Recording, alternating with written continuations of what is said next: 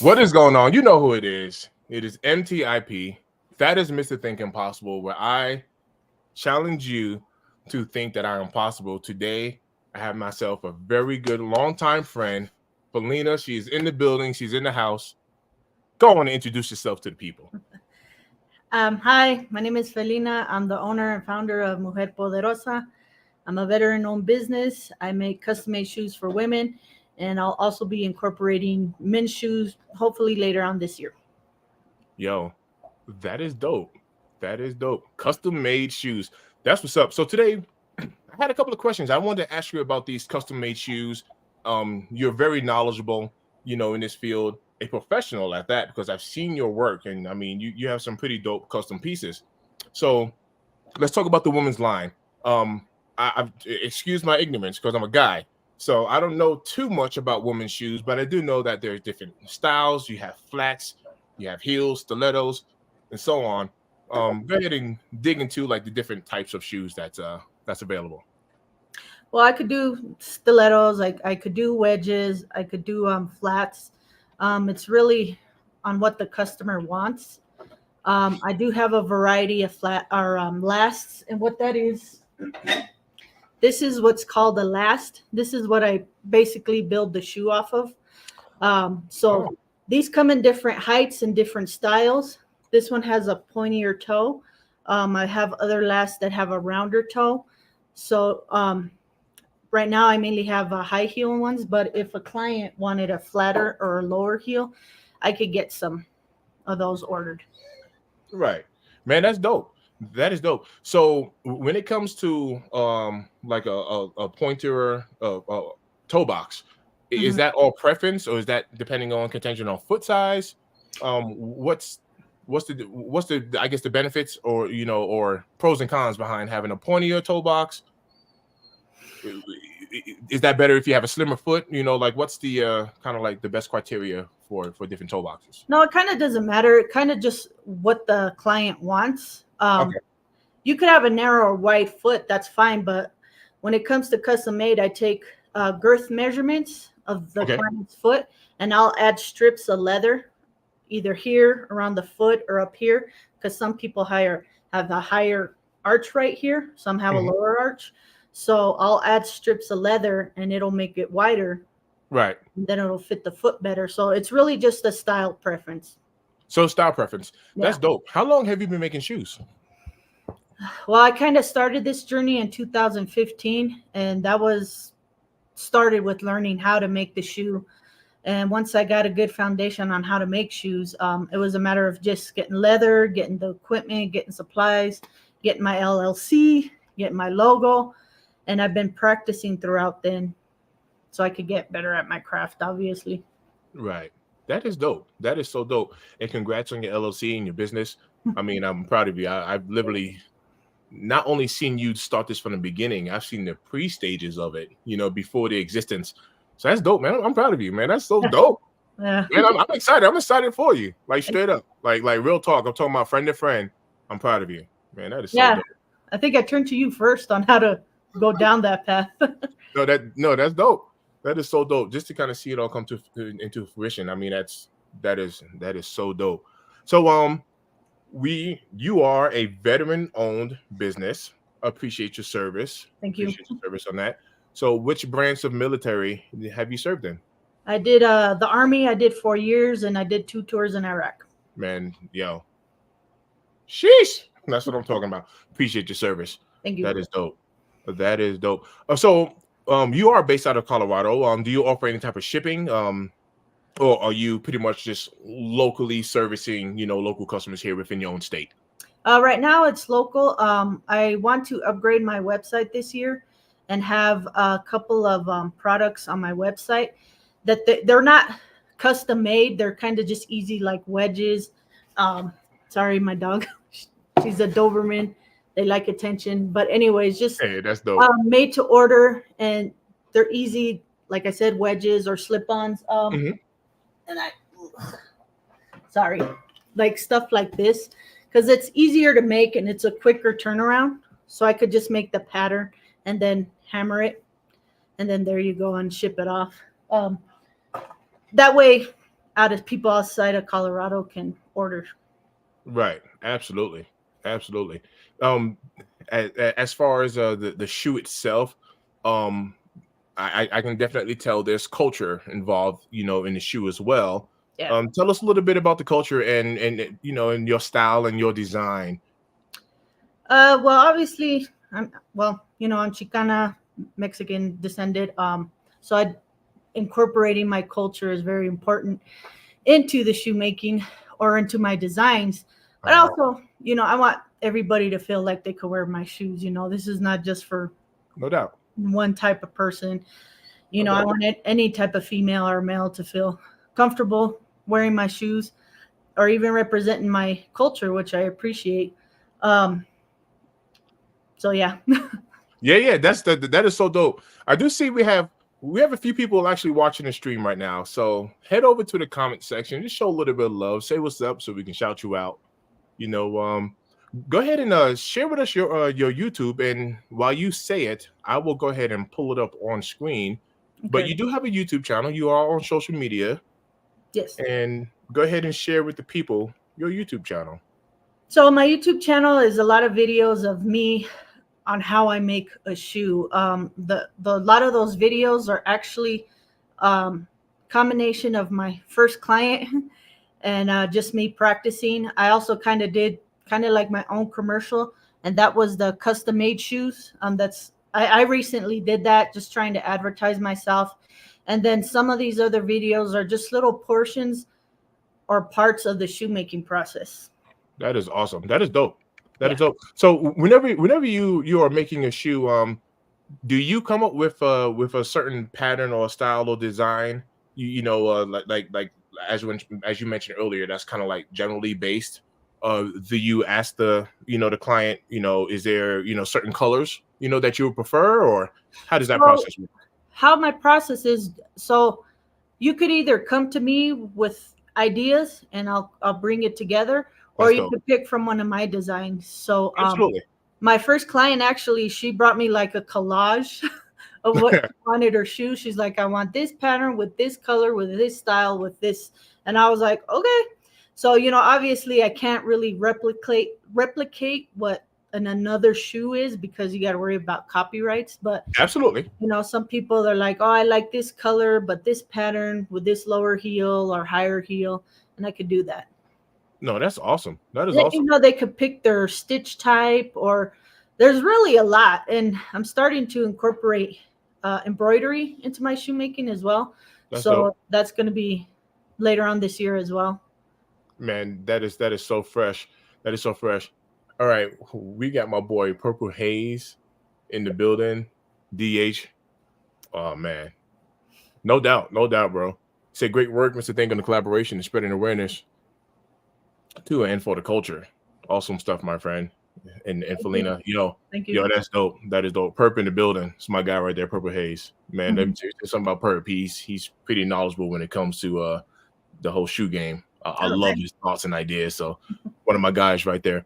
Yeah, that's what's up. So what I'm gonna do, Felina, I'm gonna go ahead and kind of tap into this video. I know you have some music playing in the background, so I can mute it, and Yeah. I'm gonna let a video play, and then from there, you can just kind of tell us the process and what you're doing Okay. to this shoe. Let me find one. Do you have one in particular, or We could do the lasting the uppers. lasting? All right, lasting the uppers. All right, So I'm gonna real, need you to tell me what lasting means, yeah. though. So real quick, lasting. You could pause it, and I'll briefly show it. This is actually one of my shoe patterns that I'm working on right now. I've made a couple quick short videos on YouTube. So once you sew the pattern, Uh-huh. I'm gonna throw it over the last. This is the last. I don't have a shank board for it yet, but this is what's called the shank board. Ah, And this okay. is basically what you build the shoe on. This is where the foot, rests. Right. So this is what you're gonna have on your every shoe that's on the shelf. I've learned I could do this making leather, Uh-huh. And I've now, like, I practice on these. If I'm testing a pattern, like I'm testing out this pattern, Hmm. I'll practice on these. But when I make a client a shoe, I use a leather shank board because it's traditional. That's how they've done it for years. And to me, it's more luxurious. This is like compressed cardboard. Uh-huh. Uh-huh. So, and I'll upload videos of me making the shank. And then this is the metal shank itself. So this is the shank, this is the shank board. Okay. And this is what goes underneath the shank board. This gives it a Oh, stability, you know. I see it. I And see it. Okay. then you put it on the last like this, and then you throw over the pattern. This is the shoe pattern. Okay. And then it's really brief. Then you're just stretching the leather over this. So you got to wet it, and I think it shows on this video where you're stretching the leather, Okay. and then you hammer it and glue it. All right. Well, you know what? I appreciate that live demonstration. We'll go ahead and go into the video, and feel free just to explain and talk away. Explain as much as possible, because this is like extremely interesting for me, and I know nothing, literally nothing about it. Here we go. So there, I'm just wetting the leather just to stretch it out a little bit, because you don't want anything loose, because it's not Right. going to fit on the foot good. Right. So those are lasting pliers. Uh-huh. These. So I'm stretching the leather, pulling it a little, and then I'm hammering it. Right. There you go. That's dope. Yeah, you're going to do that all the way around the shoe.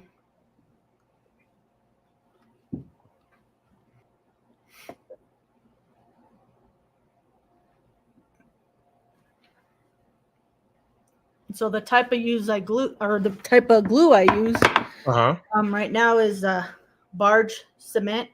Okay. Contact glue. So both sides, like the shank board has to be glued, and then the pattern has to be glued, and you kind of want to let it set a little to where it's tacky, and then you seal it, and that creates a pretty strong bond. No, okay. Nice. So you could probably fast forward to that, because that's pretty much all I do around the whole shoe. Okay. Perfect. Yeah, it probably gets a little boring. No. I mean, that is interesting. All right. So you're showing it now. Yep. And then I let it dry. Mm-hmm. And so And typically, how long do you have to let it dry for? I'm not too long, but me, just because I'm paranoid, I let it sit for 24 hours. Makes sense. You want to make sure everything is Set. Yep, So nice you have two parts of the shoe. Uh-huh. So you're gonna have an upper part. So that's the top part, basically, of the pattern. Right. And then you're gonna have the lining, and that's the part underneath. Mm-hmm. Right here. So this is the lining. This is the upper. Right. Okay. So Okay. So in the shoemaking process, for the custom shoes that you make, I'm sure it varies, but what's a typical time frame, or how long does it take for you to make it like this handcrafted shoe? if it's pretty basic, about 2.5 weeks. Okay. But it really can depend on what the client wants. The more detailed, Absolutely. the more embellished, the longer it's going to take. Right. Right.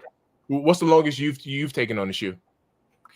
Well, because I still have a 9 to 5, a couple months. So when I do, and it's on my website. If it's a basic shoe, it'll take 2.5 months. An ankle boot will take about 3, but a knee-high boot that'll take about 5.5 months. Wow. No, that's dope. That's dope. I do want to pull up one more video, and we could pull up actually as many as you like, but there was one here that definitely had like some dope fresh details on it that I wanted to talk about. Let me see. Okay. It's the one right there, the custom made shoes. Colorado small business. All right. Let's go here.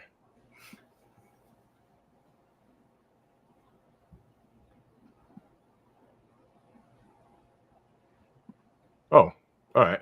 Maybe I should share the screen. All right, here we go. Yeah. So this is my commercial that I made. Oh, nice, nice. I remember those actually. Yep. So how long did it take to make this one right here? That How one long? was like a couple months because it was not a like detailed pattern. Uh-huh. And again, I'm just kind of stretching and hammering to that wooden portion of the heel. Mm-hmm. That didn't take as much leather, so it didn't take as much time. Okay, okay. And you're actually cutting some leather off right now. Yeah, that was a boot I was working on. And Uh-huh. once you last it, you have pleats. They're called pleats. Mm-hmm. And they're just like ripples in the leather because I'm stretching it. Uh-huh. So you want to snip those off and make it very flat, very leveled. That way you could put the sole on, and you got to create a tight seal between the sole and the shoe. That way no weather gets in, and then the Right. sole comes off. And when you're stretching the leather, were you just using water or is that some sort of mix? No, just water. Okay. Wow. Wow. Yo, that is so fresh. Thanks. That is so fresh.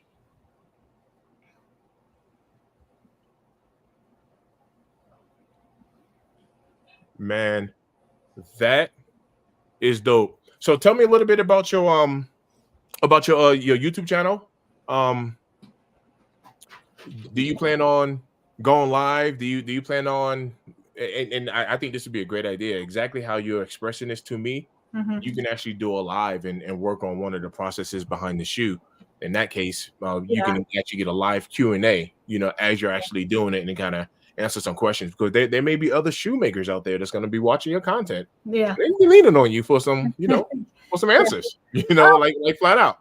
Yeah. I haven't thought about it, but now that you mention it, it's just because each process it's a long time. So like it would have to be in sections. Absolutely. I can't do a whole, part in 1 hour or something. So it would have to be a live. Hey, I'm just cutting out the pattern, or I'm just throwing it on the last, or I'm Right. just cutting the sole board right now, the shank board with the leather, and so yeah, it'd have to be in sections. I never thought about it. I'm still trying to get followers and stuff. So Absolutely. Whenever time permits. Hey, Zeus said, "You go, girl." Can you see the comments on the right hand side there? hi, Jesus. I know him. Okay, you got some of your people tapping in. Let's go. All right, so I'm gonna put myself on the spot. I'm gonna put myself on the spot a little bit, because I'm a sneakerhead. I'm a shoe lover, Yeah. a collector, Yeah. a wearer, all that good stuff. Yeah. Man, I'm gonna tell you right now, I wear my Yeezy slides. They're super comfortable. But all right, so look, my homie had to hit me up. Felina hit me up. She was like, "Hey, bro, I'm enjoying your content and the whole 9 yards, but you killing me here. You got to stop calling. You got to stop calling this part right here of the shoe the sock liner." Now, I have been calling this the sock liner for the longest time. But what Felina told me was, let me get this out. What Felina told me is the sock liner is actually this part. Yeah, you could pull it out. Let me go ahead and get that. So we're talking about right here. Yeah, that's the sock liner. So this is the sock liner. So for all of my videos, that I'm over there saying we got a black sock liner right here, I want you to go back and leave a smiley face because I didn't know what I was talking about. Yeah. All right. See, I'm talking. I got me a shoe professional right here. Yeah. All right. The inside, the lining. So That's the inside lining. Yep. The All inside, right. the lining. Yep. So. Yep. No. Hey, I appreciate that. As a matter of fact, for those of y'all that do know, I am a bowler, and I just recently switched over to not recently. It's been like 2 years now, but I like to go bowling. I switched over to this two-handed style bowling, and what led this on was I went out there bowling. I was actually in the middle of a tournament, and I fell. I just fell and hurt my knee and everything. I'm getting too old to be falling. So I called Felina up, and I was like, "Yo, I would like you to make me like a custom bowling shoe." We haven't gotten to that process yet because I found a different Air Jordan 1 that I use that kind of has like a foam bottom on it, and it seems to be working for me at the moment. But that is something that she was willing to try out and hook me up with. So I appreciate you for that. I appreciate you for that. And like I said, in the future, we definitely still might go ahead and go move forward with that, just so I can even show off the artwork, Yeah. at that. And then I'll show it off in the bowling alley. So definitely get some more eyes, floating around it, Man, that is so dope. So is there any other processes that you go through that you just don't even have a video up for? Or what's like the very, let's talk about like measuring and cutting and stuff like that. Okay. Yeah, I haven't done a video of measuring somebody's foot. I'd have to find a volunteer. But I just take a regular measurement and I measure certain parts of the foot. And then oh, my light came on. And then that helps me find a last. So we could do a little quick test here. So right here, like the ball of the foot, that's where I'll start my measurements. So right there. So I'll get that measurement. And then I'll get it just behind the ball of the foot. Sorry, I'll do that measurement. And then so for heels, I really don't have to get this next measurement. I put it behind the heel. And then real quick, I go up there. So that would be like the third measurement. This is really for like boots or closed shoes. Right. So that's really where that heel measurement comes into play. So for like heels, you kind of really don't need it. Got you. All right. So, I mean, like I said, you are extremely knowledgeable. How did you acquire this knowledge? Well, I guess I have to go back to what made me want to go into this in the first place. I always was looking for unique, different type of heels, and some I would be like cool, but it was almost like an itch I couldn't scratch. And so one day I was driving home with my mom. We had just come home from the mall, and I was like, they should make heels like this or with this and that and that. And she would give me ideas, and then at the risk of sounding crazy, a voice in my head was like, well, why don't you do it? And I'm like, I don't know. Why don't I do it? So that day I went home, and in my head I was like, it's a machine. I got to get a machine to do it for whatever reason. Maybe it's just the sign of the times. That's how we think, machine, right? Right. I really didn't get anywhere finding a shoemaking machine, but I did stumble across some classes, and I started looking on the website, seeing how these people were making shoes, and it was like with a hammer and nails.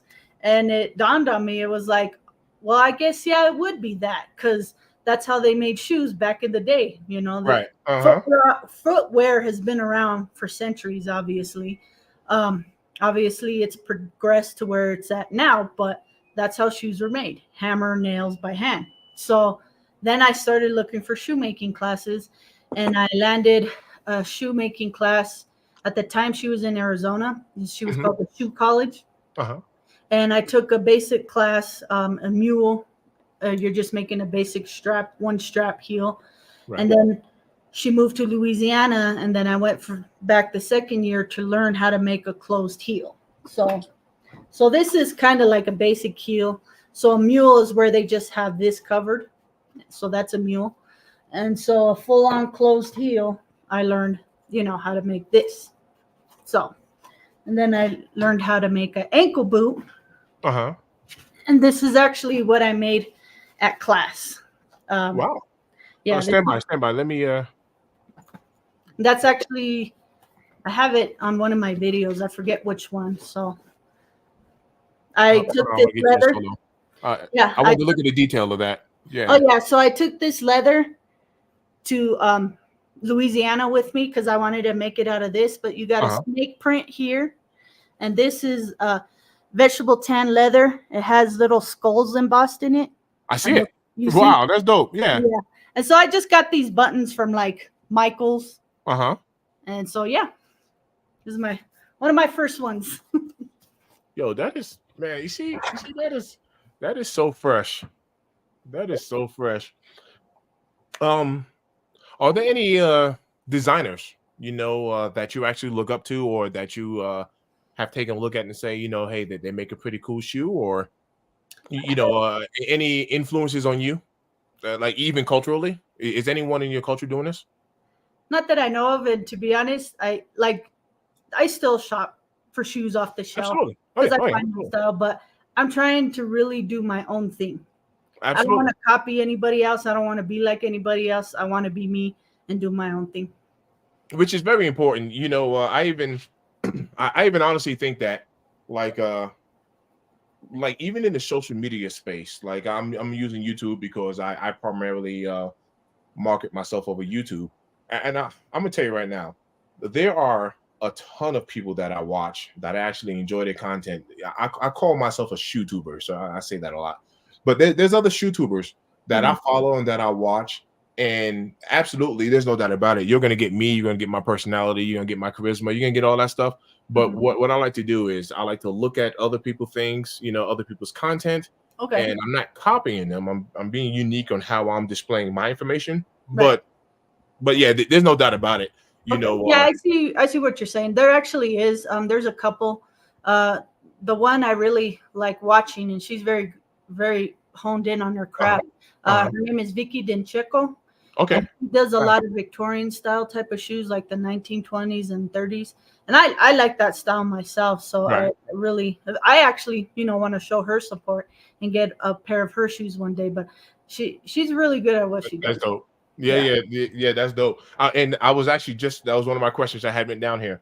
What is your favorite type or style of shoe? Your personal favorite? What do you, generally speaking, what's your go-to? It is a heel stiletto, Nice. but I like wedges too. So So, wedges all right, runner up. another question. You Mhm. mentioned a stiletto. What classifies your shoe as a stiletto? So a stiletto is like it's a very narrow heel. So let me see. So like this is just like a regular heel. Uh-huh. A Mhm. stiletto has that very slender Right. heel. So Yep. you have a bunch of different types, and I have some here. You'll have a little shorter one here, Mm-hmm. and then you have your block heels. So like right here. So this is like a stiletto. Ah, Yeah. nice. Okay. So just sorry, grabbing my different heels here. That right here kind of offset the color. That's a higher stiletto. Okay. Right. And then Right. this comes with the platform piece. Got you. I got you. And then, So, there are some females that like the block heels. So then you have yep. that. Yep. I've seen that. So when it comes down to I want to cover a little bit about cost and pricing. So Okay. when it comes down to pricing, what's the general price range, in your custom made shoes? And then my next question to follow up after that will be, what causes the pricing to increase? So a basic heel pump closed like this. This is like a without the heel, but this is a basic pump. That's around $900. Um, a mule is something like this. I add this cup on this particular style, but a Uh-huh. mule will just be like this. The front foot of the cover is covered. Those tend to be like 400. A Uh-huh. knee high boot starts around 1200. So Okay. um, what would make the price go up is exotic leather. So you have your veg tan leather that's usually cow, goat, sheepskin that's on the lower end, not cheap, but like lower end. Exotic leather like ostrich, alligator, stingray, Ah. that can make a price go high. So like, Did you say stingray? yeah. Wow. So I have a piece I used. So this is stingray. I used it. So that was like the whole piece, and as you can see, I cut a pattern out. Uh-huh. You cut a Well, pattern. obviously, I can't make a whole shoe pattern out of this. Right. Stingray small.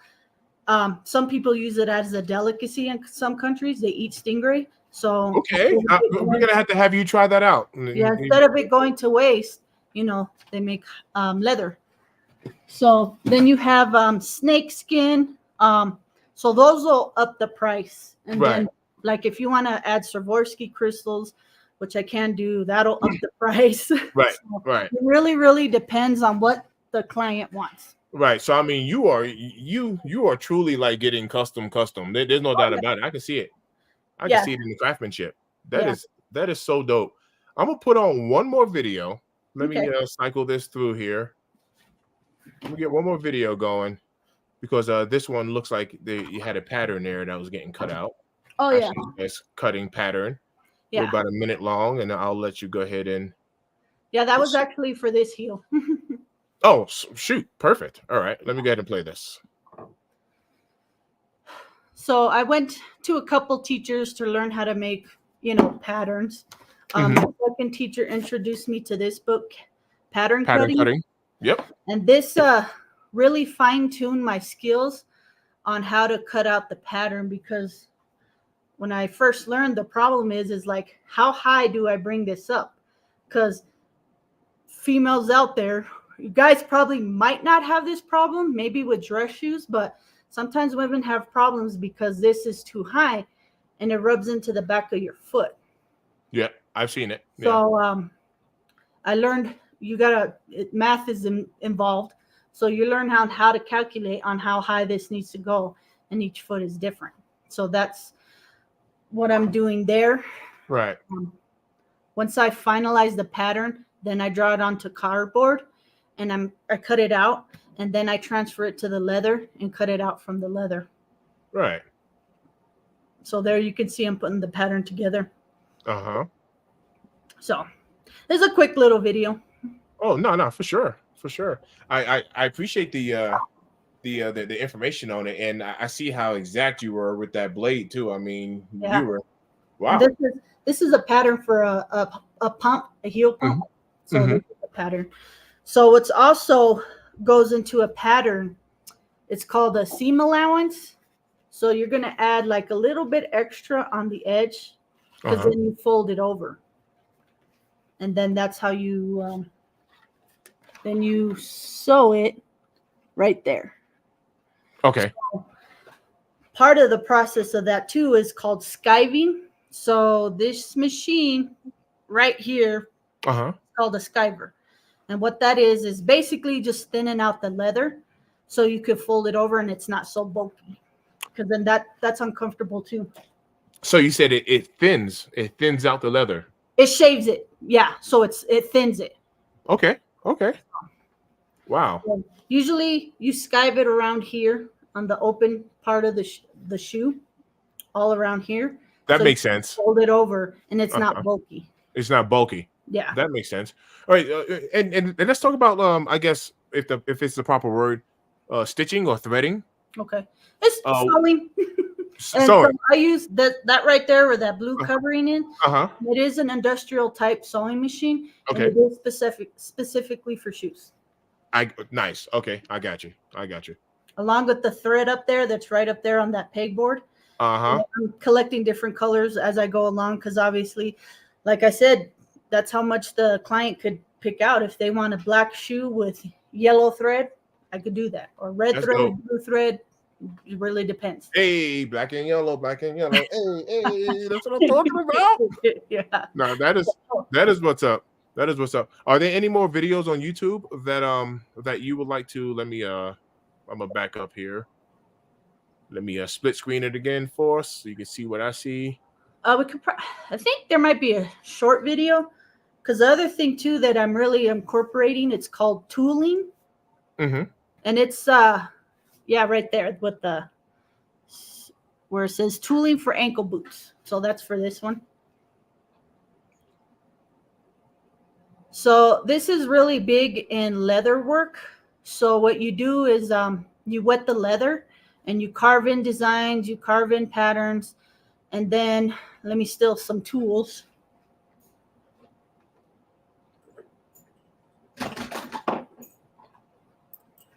And then you wet the leather, and you don't let it dry completely. and you use like little stamps right here, and you emboss it in the leather. So I'll take like this hammer, and then I'll emboss it in the leather. Oh, okay. So So that's what the heel was. I was just practicing because I got some stamps. okay. So you So, actually, you see, I didn't know that you stamp your. Hold on, let me make it. Okay. yeah. So this I got from this guy in Bulgaria. He makes these brass stamps.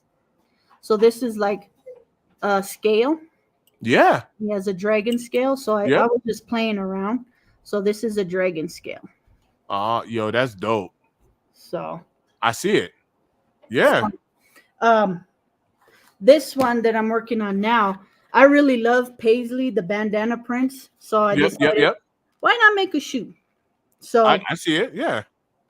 So all I of the didn't know. So that's what it's called. It's called paisley. Wow. yeah, the bandana print is called the paisley. I know everybody calls it a bandana The print. bandana. Right. It's Right. paisley. Yeah, it's Right. paisley. They were like, that's the bandana print. You're like, yeah, the Yeah, paisley. yeah. She So making all that knowledge, man. We learning something today. yeah, so what makes these pop out? It's a method called antiquing in leatherwork. Uh-huh. So you what you do is it's like a gel or a paste, and you want to put a resistant coat on the leather, Uh-huh. and then you take the antique gel and you just rub it in, and then you rub off the excess, and it makes all your tooling imprints pop out like this. I see it. So, and I have another. This is like a dragon scale. Uh-huh. Another stamp was like a snake scale. Mm-hmm. So all of this was a snake scale. And so, yeah. So this is what that I will do that antiquing process with this. Uh-huh. So in my mind, what I will end up doing is I'm going to paint it with like this mauve color. Right. Then I'm going to antique it with black.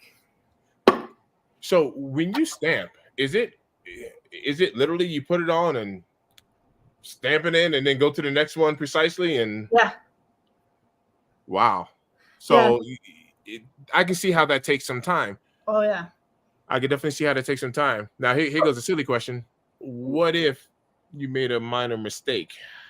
Is there any way to repair that? Can you flatten it out and start over? No. Is it just a flaw and it is just part of the craftsmanship? Yeah, but that's why you take your time. I take my time. Absolutely. And Absolutely. like, you know, probably another video for another time. Let's face it, these shoes that are off the shelf, they're made in sweatshops. Absolutely. No, absolutely. They're just cranked out. Yeah. And let me speak on that real quick, because that is something that we've even I don't have it out and readily is available, but that's something that, like, even here within this brand, within the Nike brand, man, we talk about quality control a lot. And let me tell you, I want to say during 2021 has been one of the worst years that Nike has. Like their QC has just it was terrible, for lack of better words. Like let me put it this way: they make replica shoes, fake shoes, right? Within this brand a lot. Mm-hmm. And the fakes are getting so good, sometimes it's hard to tell the difference between a real and a fake. Yeah. If you know about shoes, you can still tell, but it is getting difficult. I'm not gonna lie, it's getting difficult. But my whole point is, I have real shoes. I know they're real because they came directly from Nike, but the quality control of them was so bad, they looked like they were fakes, even though I knew they were real. But that's how bad the quality. I was like, man, this kind of sucks, you know. So those are my Jordan 11. They're called Jordan 11 Cherries. Actually, here, let me show you. It's a shoe. It's a shoe that looks literally just like this for the most part, but the black is going to be red, and that's the cherry part of it. So it's just it's these right here, but called the cherries. And the quality control on them cherries is so bad. I was just like, yo, this is terrible. So what you're saying is absolutely spot on. They're just cranked out. They just crank. Yeah. And no, I totally get it. And that's part of what I want my clients to feel. I put a lot of care and thought into this, and I'm kind of a perfectionist. If it didn't come out good, I might restart over. Right. But it's also a representation of my work. my work ethic and my skill. So it does mean a lot to me. So if any shoe pattern I come up with, I do practice making it before I offer it for sale. So like for this, I already stumbled across a problem. So hold up. Let me get you full screen here. Let me see. Okay. So obviously it's going to be a shoelace. These are the eyelets. Yep. So I was thinking about it when you cinch it. Well, now you have this, you see this opening right here? Yes. Yep. That's going to bubble up. So that's not going to work. So what I'm planning on doing is just leave it open and then have the lace, and it'll be like a corset type of action. But I'm going to redo it again, and I'm going to try something else. I might put lace in the middle here to make it different, but it's things like that I learned on my lawn. Totally. It's like, okay, so it probably should have just been a V, so you could open and close it. I got you. Instead of this U. Yep. Because if it was V, it would all cinch up. But because it's not, it makes that little weird opening. So I see it. I see it. Now, for that particular silhouette, what type of shoe is that going to be? This is going to be an ankle, like an ankle boot. So an ankle. So all right. Could you wear an ankle boot? I'm just curious. Can you wear an ankle boot with what's called a loose lace? Like here, these laces are loose, right? So it's not all. Yeah. You know what I mean? Yeah. Like, is it possible to wear an ankle boot kind of like a loose lace kind of style to where you don't have to cinch up? And that's pretty much what this is going to be. Because I messed up down here, this is what that'll be. Perfect. Right. Yeah. And I mean, that might even be like a preference that someone has, just to be like, hey, I actually want it kind of loose laced, and that's actually what I want. You know what I mean? That's dope. Yeah. That is dope. Well, we are 41 minutes into the stream. I think we actually did pretty good today. Is there anything, any thoughts on your mind? Anything you kind of want to freestyle or get off? You've answered all my questions. I probably should have wrote stuff down. Not really. Just like and subscribe. Any support you can. Like I said, my goal is to try and update my website. And I'm going to have some shoes that, somebody obviously in another state wants to get, they could order. I actually want to have like a full-on little collection where it's a shoe, a purse, and a little coin purse. And they could either order it as a whole set or just the purse or just a coin purse. I have thought about maybe having shirts. That way, there might be people out there that want to support but can't right now. Because I get it. It is expensive, but a lot of time goes into it. They're handmade. It's real leather. I really do focus on getting good leather for my clients. I don't do cheap stuff. That right there is called it's a toe cap. So generally, off the shelf, they use like a plastic or a type of fiber. I use leather, and I use a paste. It's called Hirsch Kleber.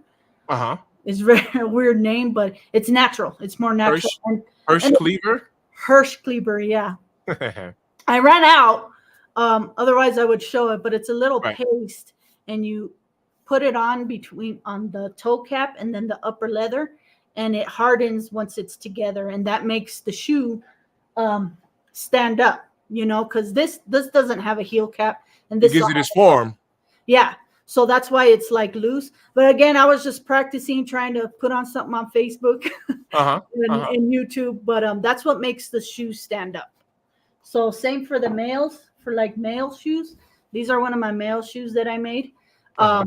You put the heel cap and that keeps it up. And then one up here, the toe cap. And that's what maintains its form. Right. So okay. These are one of the male shoes. Male shoes will be a little more expensive because there's way more construction in a male shoe than there is a female shoe. So why is that? Curious. So it's not really up here. It's the sole, because this is like a welt. You can't see it now because I dyed it, but you got to sew in a welt here. Okay. All around here. Okay. So you pretty much sew it on the bottom, and I will eventually make a video, but it's sewn all the way around here. Okay. And then you put the sole, and that makes it more leveled. Gotcha. So, and then you're building a heel for the men's shoe. Like a heel unit, all I got to do is slap leather on it and then hammer it, screw it in, and then there you go. There's the female shoe.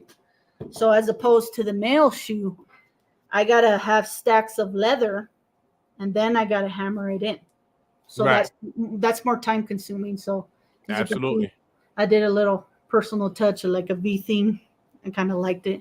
So yeah. So with these shoes right now, I kind of want to do a his and her. Mhm. So I'm gonna do the female heel, and then I'm gonna do a male. I'm kind of want to try like a boot type of thing, like a half Right. boot, and then we'll go from there. So we'll see. Yo, that's Stay dope. tuned. Subscribe to my YouTube channel because I want to upload that. As Yep. I go Like and subscribe. I see one of your videos had recently just broke over that 200 view mark. Congratulations on that. I'm so happy. No, that's dope. That is dope. You definitely got some eyes showing on it. You have 10 subscribers. Yeah, I and went from subscribe. like 5 or 6 to 10 recently, so I'm pretty happy about that. Right. Oh, hey, it all matters. So show some support. I appreciate your time today. Like, thanks for we definitely got to do it again. But thanks for coming out and just showing some love and I mean, trust me, you educated me on a lot. And guess what? I also know that now I have a small confession to make. When I was younger, I've had all of the Jordan shoes, not all of them, but I've had a lot of them. And man, this is so bad. This is so bad for me to stay because back then we didn't really have like shoe restoration like that. Yeah. Man, I played a lot of basketball and all that stuff, and Mhm. I would literally dog a shoe out and toss them straight into the trash. I'm talking about just straight. I barely used to clean them back in the day. I used to get my toothbrush and a little bit of soap or something like that, but other than that, I barely used to clean them. Man, I'd be out in the playing basketball in the rain, and one time the shoe gets all smelly and stinky. I throw it out in the trash. Like, just buy another pair. Just get another pair. I have my parents give me another pair. We'll talk about wasting money, but but ultimately, I'm sure you can even do some shoe repair as well. Yeah, and that's kind of part of my whole business plan. Yeah, you're right. A lot of shoes that are made today, they can't really replace them. Me, if something happens, you could bring it back to me. I'll fix it. I'll work on it. The sole is a big thing that people wear out. Right. So at least I could take the sole off and I could clean it and I could use it for something else within my shop. So it's not getting thrown away. Right. So, recycling. Yeah. That's so like I said, I use quality leather. That's a big thing for me because it'll last longer. All you got to do is take care of it. Like leather lasts a long, long time. You just got to take care of it. Leather is very durable. I agree with that. Extremely durable. It's the skin. So yeah, there's no doubt about it. There's no doubt about it. Hey, it was a pleasure. Happy Sunday. I'm gonna let you enjoy the rest of your day. Thank you. Guys, make sure you like and subscribe, show some love, drop a comment, hit that like button. The like button is so valuable on YouTube, and I know people say it more like as a saying, but let me tell you, the YouTube algorithm, the way that it actually works is, you think of the algorithm as an audience, and the more and more that it sees that people are liking it, it recommends it more out to more people. That's the value behind tapping that like button. So show some love, like, subscribe, tune in, drop a comment. Hey, I think we're ready to close it out. Okay. We'll do it again. I appreciate your time. I appreciate your time and your knowledge and everything. And yeah, we will definitely do this again. Thank you. I like it. It's good seeing you, Felina. Much love. Bye. Late.